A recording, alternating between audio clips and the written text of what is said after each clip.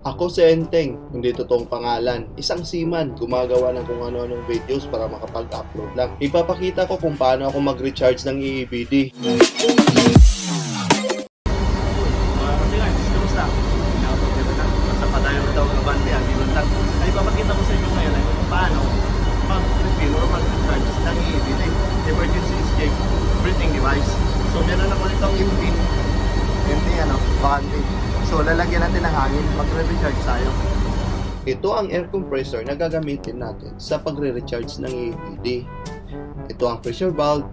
Power compressor nga pala ito mga katingards. Ito ang kanyang filter at ito naman ang filling hose at filling valve with pressure gauge.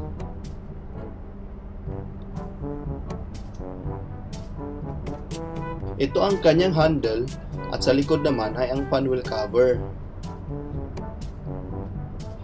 Ito ang condensate drain valves ng compressor natin kung saan magre-release tayo ng condensate water. Mga katingards, hayaan nyo akong ipakita kung paano ako mag-refill o mag-recharge ng EEBD.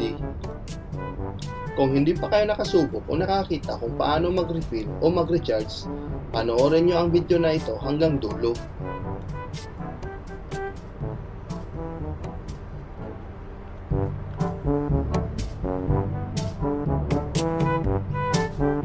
Una, alisin nyo lamang ito mula sa kanyang bag. Suriin at tingnan kung ano ang working pressure ng bottle cylinder. At sisiguraduhin na naka-attach na ang kanyang firing pin. I-connect lang natin ang filling hose dito sa cylinder. At isawsaw mo na rin dito sa balde. Napaka-importante na may tubig upang mapanatili natin ang temperatura ng cylinder. Mas mahinam na kung lagyan nyo ng yelo, mga katingards.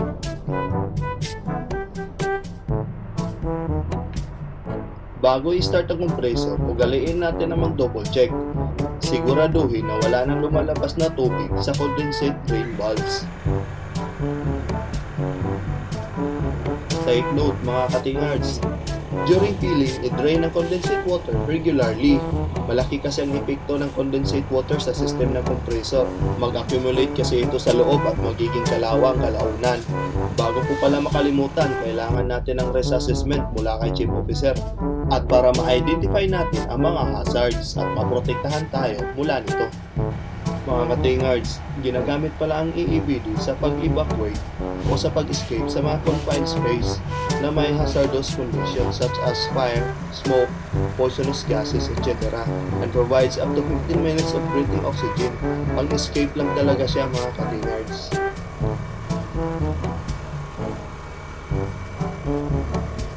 Kapag na-reach mo na ang final pressure, switch off mo lang ang compressor.